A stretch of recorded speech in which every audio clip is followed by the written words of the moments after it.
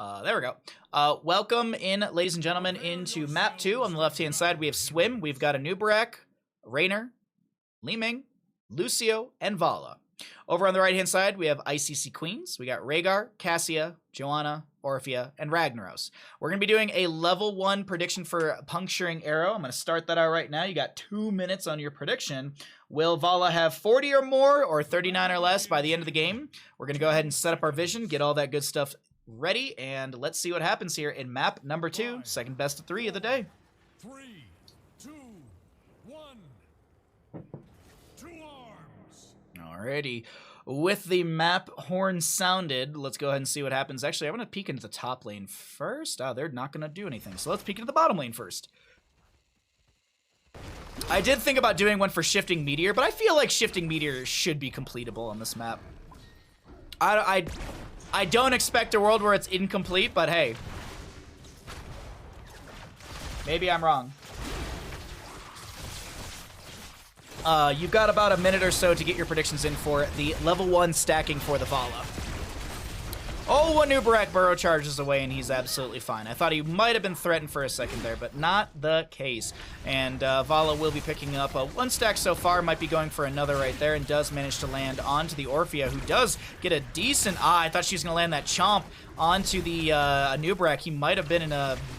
Might have been actually in a bad spot for that one. We do have Ancestral Strength for the Orphea at level 1. Non-heroic abilities deal 15% more damage to stunned, rooted, silenced, or slowed enemies. Enemy heroes who are hit with Overflowing Chaos are slowed by 20% for 2.5 seconds. Which Overflowing Chaos is going to be basically the trait for Orphea. Hitting enemy hero with a basic ability grants 1 Chaos. Chaos can stack up to 3 times. When Orphea has Chaos or basic attacks against heroes, consume all Chaos, dealing 50% increased damage per stack and healing for 100% of the damage dealt. So we're kind of playing into that auto attack. So the big thing for Orphea is going to be landing your abilities and then also getting some autos in. All right, there you go, chat. Thank you for the gambles. I appreciate it. Thank you. Trying to spread those bandit bucks around. And Shifting Meteor for Ragnaros in top lane at 5 stacks. Raynor, Jimmy right click is doing a great job of just constantly pressuring this Ragnaros down in HP, and Ragnaros is actually going to hearth out of top lane. Does give the opportunity for Jimmy to just really hard push, and he's actually going to play this slow. He might be expecting Ragnaros is hearthing out, so this is just going to be purposeful, just kind of waiting around, letting the wave kill the wave, so that way he's not pushing into the gate super hard. It's a little bit of a top lane manipulation, because the other thing to consider too is you'll have a wave coming in behind this. So I think the big thing is he doesn't want to be too far out in the lane, because then it's more gank potential. It's a very weird dynamic. Like, I think there's a lot of really cool tactics, and I know I'm gonna say a video game that a lot of you are like, ew, but I think League of Legends top lane, I think there's so much nuance for that I personally love watching top lane stuff in League of Legends, because there's so much like dance and manipulation when it comes to waves, and I think a lot of people who come from League into Heroes of Storm and play into solo lanes really have a great idea of how to manipulate these waves, and at least this is the way that I'm seeing it from the Raynor player. That's at least kind of the intuition that I'm getting. I might be completely wrong and talking on my ass, and this guy just has the way that he likes to play this player has a way that they like to play the lane. But either way, let's go ahead and check out our first objective phase here, as Vala's picked up her 3rd stack, continuing to auto into the enemy side. Big burrow in from the Anubarak as well, but a lot of damage is going to be applied through his shielding as this Anubarak makes it into the top, and should be able to clear out that wave once they tap well. And we're at the 50% mark of this objective phase, and it's looking good to the side of, I believe, Swim. Yes, sorry. I got immortal dyslexia, as Grubby called it perfectly.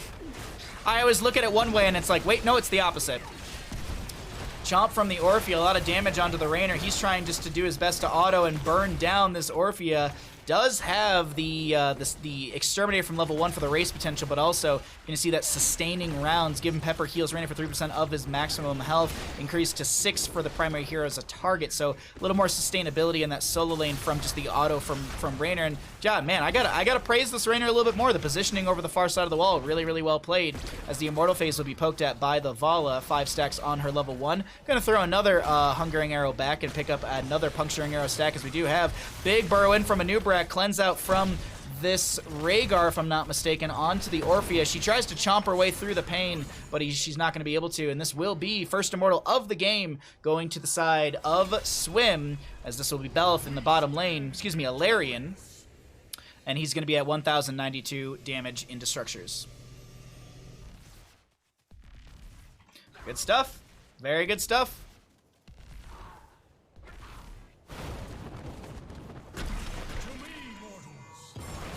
Oops, sorry about that.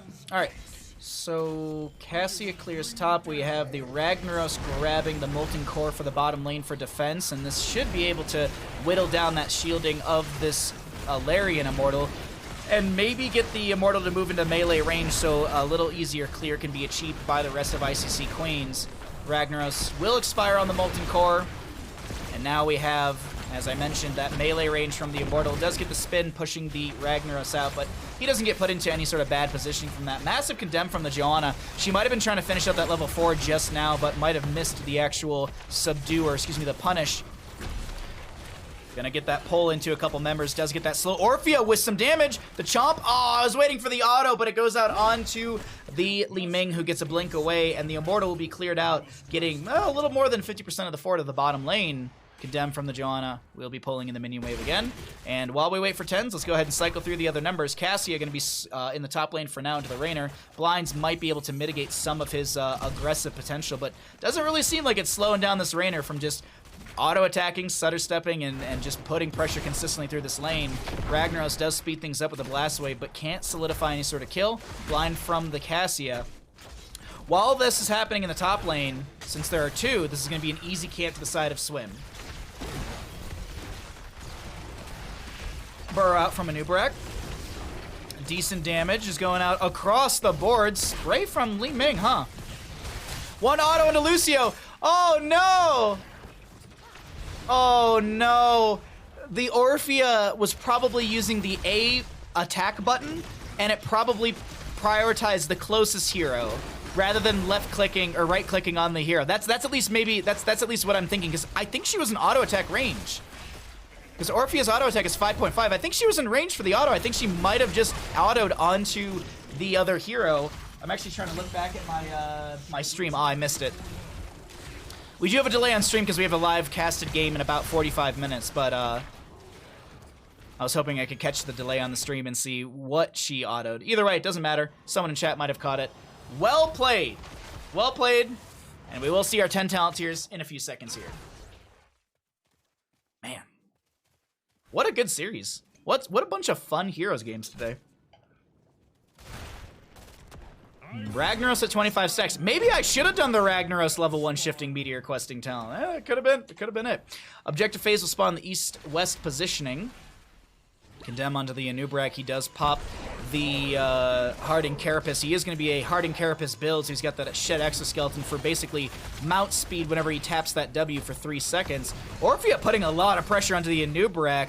Lucio healing up as best as he can, but this is a lot of real big percent chunking, or at least big chunking into the Anubarak. Ball lightning from the Cassia. Lucio split. Orphea chasing in. Can't make the connection happen, as we do have the Cocoon out onto the Rhaegar. Over on the right-hand side, Li Ming and Rainer are going to burn through Belt's HP. Looking like it could be an Immortal over to the side of Swim again. Let's see what happens here. We're going to zoom in a little bit. Let's pull away the talents because we have seen what they look like. Anubarak already using Cocoon. That's a very low, very, very low Anubarak. Vala doing her best just to auto-attack into this Immortal. He is going to be forced away. Shield Glare from the Joanna. Sound Barrier from the Lucio. Big Condemn from the Joanna. She tries to get the slow, but only connects onto one, so no big slow onto the enemies as Li Ming gets a couple combos into this Immortal. Vala trying to poke out as well. It's a lot of poke out from the members of Swim. Will they be able to grab another Immortal with all of that poke as the Ancestor Healer goes out onto the Orphea? I actually didn't see her HP. I don't know if she was low enough for it, but now she seems like she could use that Ancestor Healing. Yeah, I was gonna say that should be Immortal. Disintegrate from Li Ming will be utilized. Not the longest cooldown either, so it's not that big of a deal, but sorry, I'm trying to look back and see Orphea's HP. I think she was honestly full and got the Ancestor Healing.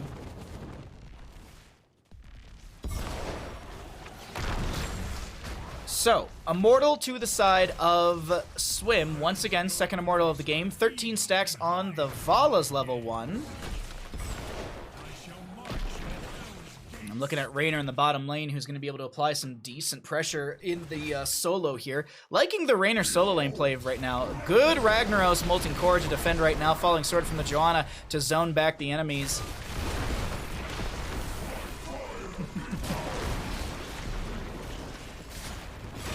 And this should be the Immortal cleared out. Actually, it might find the fort. Yeah, they see some pings onto the Immortal like, hey, we got to burn this down before it takes down our fort. One more auto. Oh, the fort's gonna sit on a sliver of HP.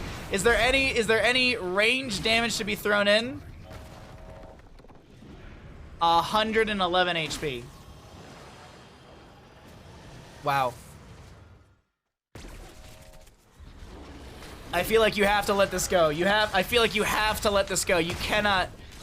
Well. Sorry, I'm not being specific. You have to let this go on the side of Swim. I feel like advancing forward might be, like, I know it's one auto, but, like, I feel like you have to step a little too far forward to try and go for this. Some clumping coming out from the enemies. There will be a nice slow onto a couple members. Not going to finish the subdue from level 4 as the sound barrier will be utilized. And the defense is made. The defense, the hold, it's all there. 111 HP. But meanwhile, the hold's not in bottom lane as Raynor gets the Hyperion, the Yamato Cannon dealing decent damage, takes down the fort through bottom lane. Nubrak wants this. He might just burrow in. Yep. Now he has no disengage. He probably has a W, which would give him movement speed, and there you can actually see it. He also has spell shielding from that. So 2 forts to fall in favor for Swim, as we are going to be looking at a very well-played early game from our blue team, looking to take us into a map number 3 in our second best of 3 of the day. It's very possible. It's only 1-0 in kills, but the momentum is kind of looking good for Swim. They are down in experience, but they still have more structures down, more availability for periodic catapult pressure into lanes, and also that passive experience gain from taking down structures. Things are looking good for Swim in the sense of taking us to a map 3. Cocoon off of cooldown, Sound Barrier 20 seconds, Hyperion 35, Lava Wave from the Ragnaros up in 2 seconds here, as the Immortal phase will spawn once again east-south, east-west positions. There's a Lava Wave into top lane to allow the Fallen Shaman to push up a little bit faster. Already a minion wave, quite a decent, actually a decent minion wave already in the top lane. So this is going to be, I don't know if the Lava Wave kind of helps or hinders. I kind of wish the Lava Wave was a little bit delayed. Actually, no, sorry. I was wondering, I was like, because maybe just the minion wave would be a little bit slower into the objective, or into the fort. But sorry, my apologies. Anubrak goes down to the Orphea. And we will see the Immortals go back to east-west positioning, but this time on the defensive side. So it's going to be ICC Queens having to step into the enemy side territory. And while that top lane's cleared out, we're going to see Cassia starting to work on this Immortal if she can finish out said Immortal.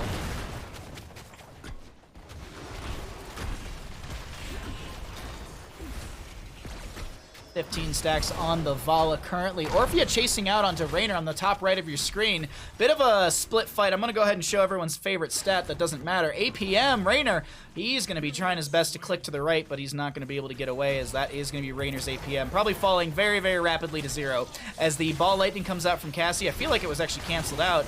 Raynor dead. Nubrak does hit the cocoon onto Ragnaros, but it's instantly cleared out. A very low Lucio pops the sound barrier. As we get rid of the APM, we show a little bit more on our screen. We are going to see the Immortal phase go over to the side of ICC Queens, the third Immortal of the game, over to our red team, and maybe they can start answering back to the side of Swim in this map, because so far, even though it's 1-2 in kills and the experience is starting to shift a little more dramatically to the side of ICC Queens, Swim was doing great early game, and it seems like there might not be a lot of push with this objective. We're already seeing the shielding drop by 50%, or I guess half of the shielding is already gone. It was at 50, but regardless, you understand. You got eyes, you can see these things. Nubrak burrows away. Actually, the fort will fall here. Okay, I didn't think they would get it that much value with this first Immortal, or this third Immortal, but it still will go fairly well through the bottom lane. I think realistically you just back off of this. I think chasing it a little bit further is a little too aggressive here as the Orphea gets chunked a bit. We do have that Wellspring from the Rhaegar activating right there. Every 2 seconds, Earthbind Totem will cast an untalented Chain Heal at the nearest ally hero with the lowest health. This Chain Heal heals for 35% of its normal amount. So, not a ton, but still a decent amount. Oh, we have a bit of a fight over this right now. Good body blocking coming out from the Johanna. Falling Sword will be utilized. There's going to be a big ball lightning shield glare as well. Sound Barrier to save the day and a Rain of Vengeance as well. Lava Wave through the bottom lane. Li Ming gets over to the side. She's out of the lane. Meanwhile, Vala is able to back away as well, sitting on 19 stacks out of the 1,000 you can possibly get on that level 1 as Raynor continues to proxy and push the top lane. Next objective phase shouldn't be far off in the north-south positioning.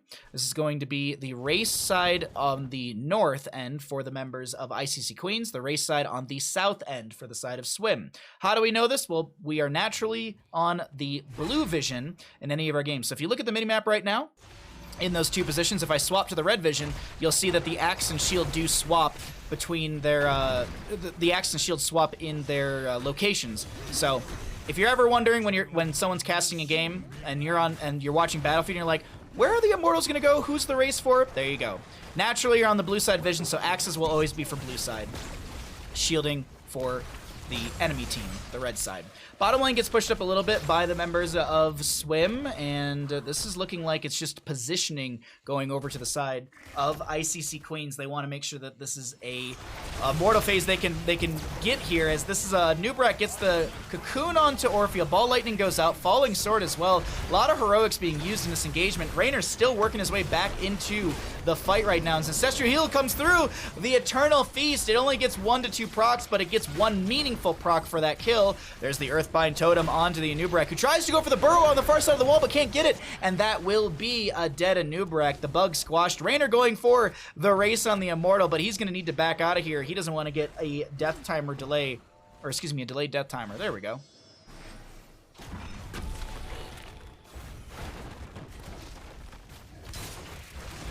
Alrighty.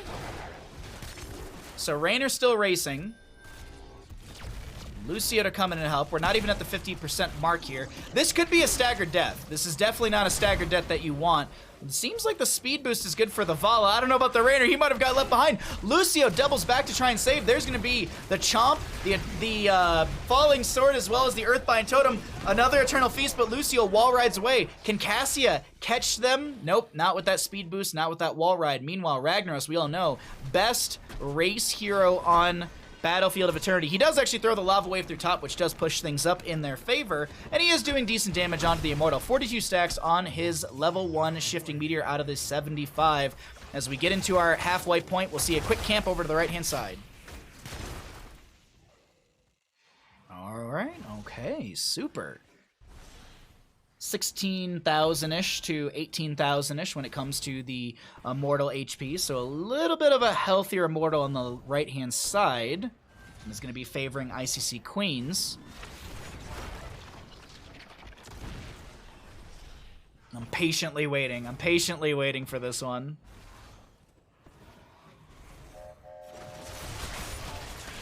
Condemn from Johanna. There's a totem as well from Rhaegar.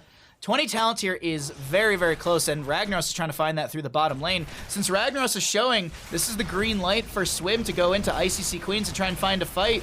Don't know if there was a B-step, don't know if there was an accidental hearth right there. Lumit, oh no! The Orphea goes down before the Ancestral Healing can connect. That puts it on a 10-second cooldown. Rhaegar is cocooned, and Nubrak goes in with the burrow charge. Ragnaros stepping up here, as this is a lot of members of ICC Queens zoned away. They do have 20 talent. Unfortunately, they're down their Orphea. It doesn't look like they're going to be able to defend this Immortal race phase. Ancestral Healing with the Farseer's Bless. You can see a few of the ICC Queen members grouping up for that little bit of splash heal. Meanwhile, in top lane, Fallen Shaman still getting some decent value with the help of a catapult. 18 minutes in, I want to see if I can get this before. Okay, 616 when it comes to structure damage from the current catapults. And of course, those scale just about every wave, if I'm not mistaken. And if we're looking at scaling and we're looking at, oops, sorry about that, chat. If we're looking at the damage, let's look at the Immortal. Nearly 2,000 damage, 1,852, or I guess 1,852. you. There you go. On the immortal damage as Larian moves into top lane. Split pressure through the bottom from the rest of Swim. I'm liking how Swim is doing this, but I think they want to close the gap to 20. And I don't disagree with that whatsoever. So they're going to try and split in the lane and try and get as much value as they possibly can within the next minute and a half. Raynor actually up in the top lane to push things out. Nubrak goes down. That's a falling sword onto the Lucio, but it's Orphea to kind of get a little bit of revenge here. Second lava wave through the top does force back the Raynor. He does have Hyperion, no level 20. Will he go execute order? Ragnaros pops the Molten Core. You see some pings for Assistant as there's a chase onto Raynor. He does go down, and Ragnaros is just trying to buy time so the top lane keep doesn't fall. Top lane keep, if it falls, means consistent catapults every single wave up against the members of ICC Queens, and unfortunately, that will be the case against them here in the entirety of Battlefield of Eternity. As we look at the Vala stack, she sits at 26. Thus ends my assault on hell. So top lane keep to fall, a win condition opened up to the side of Swim. Will they be able to make that win condition a reality? That is the big question they need to answer here in the next, I don't know how many minutes. How did Nubrak end up there? I honestly, I don't know. How you doing, Tony? So let's see. I'm just taking stock of 20s. Vala hasn't taken 20. I'm assuming she's going to go for the... Oh, no. She's going for Storm of Vengeance. Basic attacks against enemy here reduce the Rain of Vengeance cooldown by 5 seconds, but you have a passive. Each stack of Hatred increases your attack speed by 2%, while at max Hatred, gain an additional 30% attack speed. Vala's going to be looking to really race down this Immortal at full Hatred. Rain of Vengeance does go out onto the Cassia, who does have the Infinite Ball of Lightning, so as long as she stays near someone, she can keep that going out and get the cooldown reduction. I do believe it did expire, but it's on a 17-second cooldown. Massive Lava Wave through the top lane is zoning and kind of controlling the pathing of Swim, as that Nubrak is able to back away with some couple hundred HP. The real target is going to be the Lucio, but he's a little too slippery. They retarget on Vala. She does fall. The Hyperion from the Raynor. He did go execute order, so he can get another Hyperion to be summoned if he goes down. He also cuts his death timer down to 35 seconds. Or excuse me, by 35 seconds. My apologies. Big caster man. Oh no, I'm a normal man who likes to talk about video games. Thank you. Thank you for coming by. Okay, so let's look at these catapults because we're getting 21 minutes into this. Oh my god, the pings. This team wants it. 856 damage into structures from catapults currently. I was checking the one right here, so we'll see how much value that can get into the top lane, but also keep in mind you've got every wave catapults from the members of Swim, and with the Lucio Vala dead for 10 to 17 seconds, this should be the Immortal phase. The first half, I think Vala, Lucio might be able to get in position after the swap and everything to contest this. Vala's already back, Lucio up in 4. We should see a contest over the next objective area. Also, Orphea just now respawning. Li Ming's going to be able to finish out this camp. She is sitting at 50% HP, so it is a little bit sketchy for her. Also, what's her mana at? Oh, she's at like 75-ish%, so she's good on mana. Cassia rounds the corner. We do have the Joanna sitting in the bush to anchor. Lava Wave bottom lane to push out the catapult and the Impaler camp, or at least weaken the Impaler camp. I want to see really quickly how much damage it does do. Not a ton to that Impaler camp, really.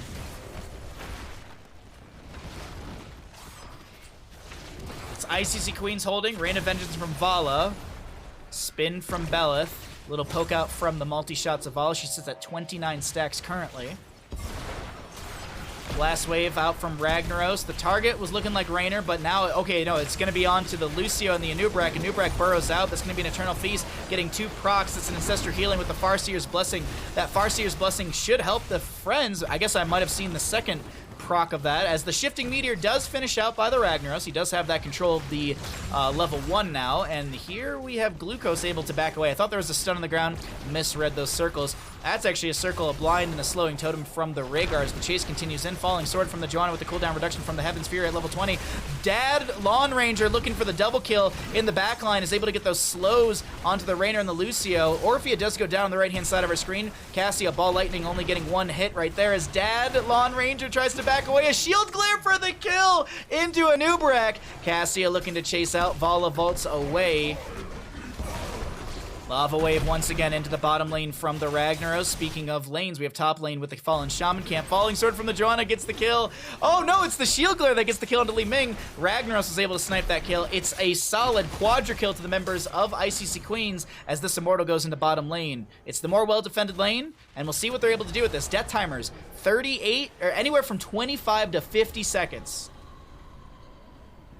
You pronounce mana like an Englishman?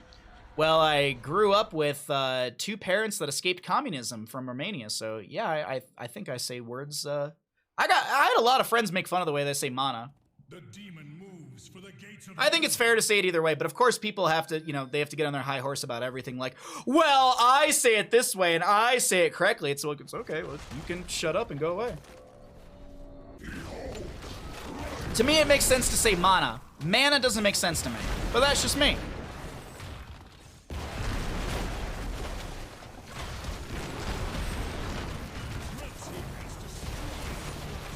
So bottom lane Immortal still advancing towards core. Li Ming and Vala are about to be back up, but the shielding on this Immortal is very, very strong. Raynor's trying to end. Raynor's trying to end on the right side of our screen. Raynor's over here with Hyperion. He might do the thing. He might do the thing where you purposefully die so that way you get another Hyperion, but it's not going to be worth it.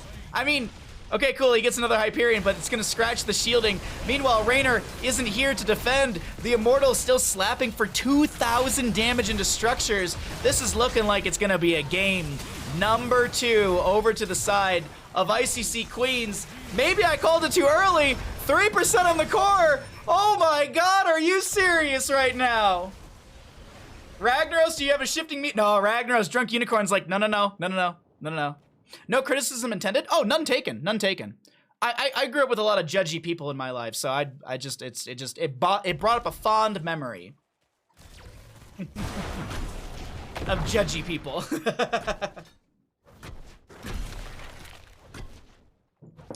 All right. Red team's core.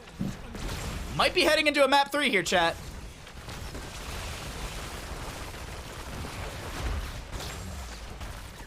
Might be heading in. This might be a map 3. I'm not gonna lie. No molten. No. Wait. Shifting meteor. Avala's zoned away. Wait. What? This is looking really sketchy. Orphea's back on the map. This is okay.